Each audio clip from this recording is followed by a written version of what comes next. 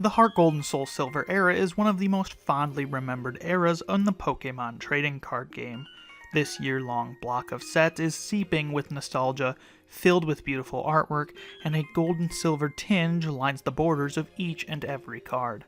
I'm no art critic though, so I won't be covering how beautiful the era is. Instead, I want to cover the objectivity of the era relating to what the sets were, the mechanics of the era, and the general design philosophy that the cards were designed with in regards to their playability, with a short bit of my own thoughts and things added in. In this short retrospective, let's take a look back at this beloved era of the TCG, starting with the sets.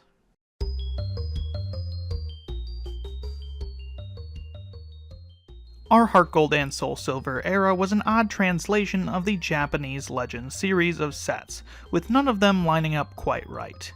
The HeartGold collection and SoulSilver collection from Japan almost fit neatly as our base HeartGold and SoulSilver set, but some of the cards from our second set make their debut in the Japanese double first set, like Ursaring and Crobat. I think the Japanese versions of this part was ultimately handled better, though, as the sets feel more like equal counterparts, with cards like Miltank and Tauros, for example, being in opposite sets, and each set having a colorless baby family. The downset of these Japanese double sets, though, is when they're featuring the 3 starter Pokemon, one set will inevitably end up with 2 of the 3 starter Pokemon lines. Our second set, Unleashed, ends up mostly made up of the leftover parts of the first 2 Japanese collections, but also including parts of their Reviving Legends set, like Steelix and Tyranitar Prime. Many cards from the Reviving Legends set would also be held back for our exclusive third Undaunted set. Instead, our set was filled with cards from the Leafeon vs Metagross Expert deck and 3 of the 4 Battle Starter decks. We didn't get all the cards though, such as a couple of cards like this beautiful Rare Candy and Plus Power with exclusive arts were cut from our English release, instead being replaced with the Rare Candy from the Expert deck and the Plus Power from the Raichu Battle Starter deck, which also had exclusive Pokeball and Pokemon Reversal arts that we never got. Since Unleashed was the final set legal for that year's World Championships, these additions and cuts would make a huge difference in the metagame. We were spared from the destructive item lock of Vileplume, and some cards from the various decks such as Judge and Torterra from Unleashed would make an impact on the metagame. Our third set, Undaunted, was essentially an English exclusive set, which was mainly used to catch up on cards that we had been missing, such as nearly all of the Steelix and Tyranitar constructed decks, the Raichu line from its Battle Starter deck, some promo cards including some beautiful primes, and the leftover cards from Japan's Reviving Legends. This set also featured 2 legend cards that would not come until Japan's final set, Clash at the Summit. Speaking of Clash at the Summit, the entire set, excluding the 2 removed legend cards, became our 4th set, Triumphant. Our Triumphant set would also contain a lot of Japan's mini set, Lost Link, which had come just before. This was a set focused on Pokemon that interact with the Lost Zone.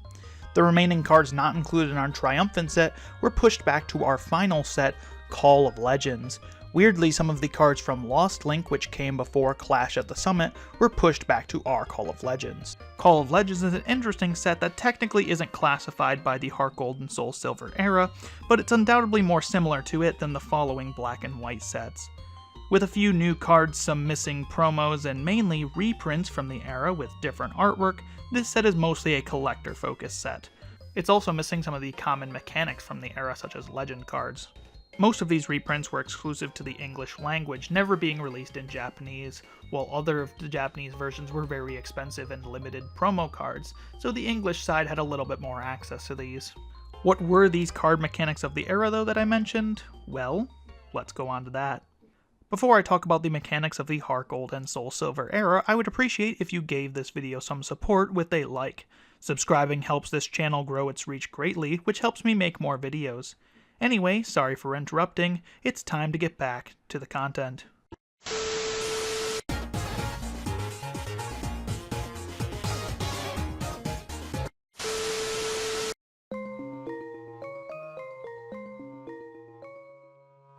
The HeartGold and SoulSilver set debuted a few main card types of the era, the first of which were Pokemon Prime.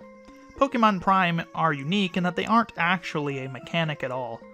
Pokemon Prime are functionally identical to normal Pokemon. They don't have any name changes, they don't do anything different, but they just have buffed up numbers. If you compare a Pokemon Prime to its regular counterpart, the power level is not only much higher, but the Prime cards often bear 3 attributes, making them have more options too. As a player, these cards are obviously the most attractive of the era, as they were often the focus of decks, with cards like Donphan Prime, Yanmega Prime, Magnezone Prime, and Kingdra Prime easily being some of the best cards of the era. When I was a child, I actually disliked these cards. They didn't stand out nearly as much as the EX and Level X cards that came before them that I was used to, but in retrospect I think they're very aesthetically appealing at the very least, and them being more unique and interesting than in comparison to the regular cards does make them stand out more. I think they were still ultimately a downgrade though from Level X, which is one of the best mechanics we've ever seen. The next type of cards the HeartGold and SoulSilver introduced were the Legend cards. These were the only mechanically unique cards of the era. You had to have both halves in your hand in order to play them down as a 2-piece Legend card. The first set of Legend cards were definitely interesting, in that they only featured one Pokemon, either Lugia or Ho-Oh, and only gave up one prize card when knocked out. Following these 2 Lugia and Ho-Oh Legend cards, the other Legend cards would feature 2 Pokemon on the full card and give up 2 prize cards when knocked out. Legend cards are some of the most chaotic and most beautiful cards in the history of the game, but competitively they were deemed by many as unsuccessful. I want to nip this narrative in the bud though. The idea that Legend Pokemon were competitively unsuccessful comes from the fact that they didn't define as many decks as cards like Level X, EX, and Prime did, but I don't think that was the intention. Instead, Legend cards feel more like a secret weapon along the line of Gold Star cards that you bring out at just the right moment to turn the tide of games. The Legend cards, in their inconsistent design and lackluster support, are not really meant to be the sole focus of decks. Now, it certainly wasn't impossible to do that, but it was harder than it's usually worth. Dispelling their competitive success, let's talk about the good Legend cards that did see success. Firstly is Entei and Raikou Legend from Unleashed. This card saw a lot of success early on, paired with the popular Luxchomp SP strategy, which could use its Thunderfall attack to do 80 damage to all Pokemon with Pokepowers in play. By using Poketurn, they could clean up their board, then unleash a devastating attack that mostly hit their opponent. This version of the deck saw a fair amount of success, with its penultimate achievement being a top 4 at the 2010 World Championships. Entei and Raikou Legend were also used at that World Championships to top 16 when paired with Donphan Prime, which provided the deck a solid early game attacker. Using Manectric from Platinum, this deck could card itself against Thunderfall's recoil damage to guarantee a win when the time was right, with the devastating Thunderfall attack. Entei Raikou Legend is incredibly powerful and also not too difficult for many decks to take advantage of. So many decks that did use it have likely fallen under my radar and have been lost to time, but there are many examples of how the card can be used. In the 2011 season, following the emergency rotation, 2 other Legend Pokemon popped up to take command. Rayquaza and Deoxys Legend took an extra prize card when it knocked out a Pokemon, and it had a powerful attack to back it up. The main issue was that despite Typhlosion Prime being around to power it up, not many decks could use both lightning and fire energy for it. This was of course until the Magnabore deck popped up. This deck, after falling slightly under the radar, made a comeback at the 2011 World Championships, winning it all. In this deck, Emboar attached energy in play for a powerful Magnezone Prime to attack. In a deck with both fire and lightning energy, Rayquaza and Deoxys Legend fit right in as a dangerous attacker. The deck that this defeated in the finals of the 2011 World Championships was another deck employing a Legend card, Roscawthon's iconic The Truth. This deck used Suicune and Entei Legend as a powerful attacker and a very bulky Pokemon that could live any attacks when its HP was guarded by Vileplume's Item Lock, preventing the use of plus power. It used its dual typing to hit weakness on popular threats like Reshiram and Donphan Prime for water weakness, while its fire typing nerfed the damage of Kingdra Prime's attack. What I'm trying to say is that I don't think Legends were a failure of a mechanic. In fact, I think that they perform very highly considering how hard they are to use. Many other Legend cards saw niche play, but these 3 were definitely the highlights of the bunch, taking high successful placements at different World Championships. The final type of card introduced by the HeartGold and SoulSilver era were the Elf Lithograph cards. While not mechanically unique cards, they are some of the first textured cards to be introduced to the Pokemon trading card game. Despite having the same name, they feature 4 different effects spelled out with unknown letters. The 4 of them depict an unknown alphabet spelled out on a stone tablet, and they also spell out their own rarity, being 1, 2, 3, and 4 at the bottom of each card. The only one of these that I know to see significant use from my knowledge was the Elf Lithograph 4, which allowed a player to look at their face-down prize cards. Using Rotom from Undaunted, you could then swap a face-down prize card with the top card of your deck, allowing you to get a card that you really needed. Alphalithograph 3 did have a somewhat useful effect that put a stadium card in play back to that player's hand, which for some decks could mean using a really powerful stadium, like Broken Time Space, and then putting it back to your hand before your opponent could use it, but I can't find any results backing up that this was a used combination. Mostly these Alphalithographs were just passed by as cool collector pieces, as were the other secret rares released during this era. Baby Pokemon also returned as a huge focus of the HeartGold and SoulSilver era, defining the 2011 World Championships, mainly Cleffa, which I talked about in this video. They aren't their own mechanically unique cards like the baby Pokemon from Generation 2, but they feel like their own type of card due to sharing similar attributes. Most of the HeartGold SoulSilver era's other cards were just normal cards though, with about 6 to 8 Prime per set and 2 to 3 Legends per set for the main 4 sets. It was otherwise absolutely chock full of very pretty but also very boring cards from a player's perspective. Oh yeah, why were those cards so boring though? Let's talk about that.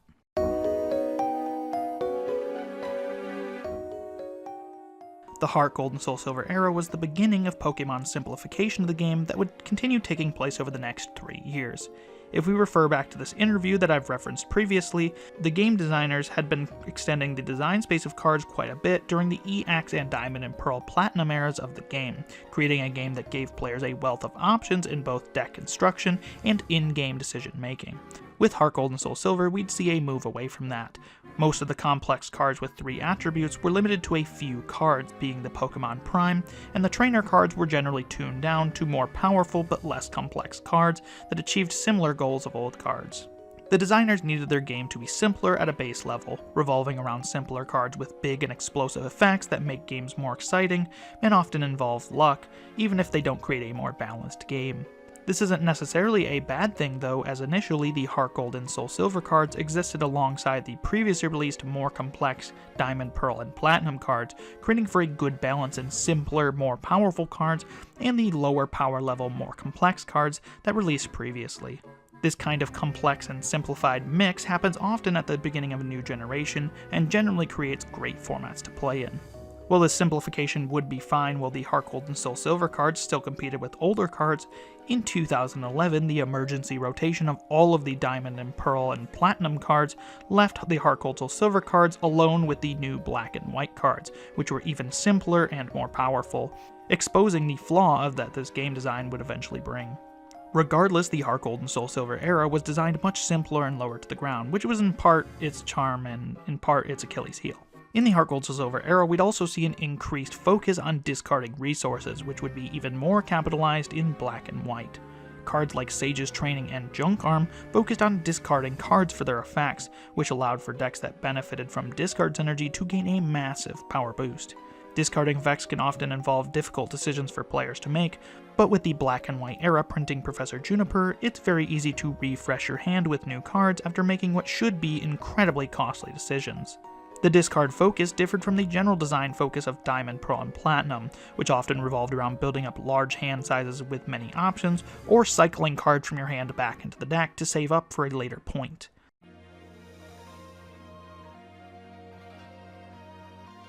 The HeartGold SoulSilver was a transitional period in the design of the game, a year of the game where they embraced simplicity without fully committing to the era of new big basics and dump and draw. It was the last era of Pokepowers and Pokebodies, the last era before the drastic shift in Turn 1 rules, and the final frontier of old Pokemon. After the rest of the HeartGold SoulSilver cards rotated out unceremoniously in 2012, the game was now truly in the Black and White era, with all of its many flaws and quirks. I wanted to use this video to talk about a transitional period. A period of the game that contributed to my favorite format of all time in 2010, and also contributed to some of the less fun times headed forward. The HeartGold and SoulSilver era was the first step in creating the modern Pokemon game. Hopefully with my channel I can catalog some of the ups and downs that the game went through, even if I was too young back then to understand it. If you want to hear more about the craziness of the Black and White era, I did a video on the forgotten format of 2013 Worlds, when Black and White's design philosophy was in full swing. Stay tuned to the Whimsicast for more retro Pokemon TCG content, and thank you all so much for the support on the channel, and I will see you in the next one.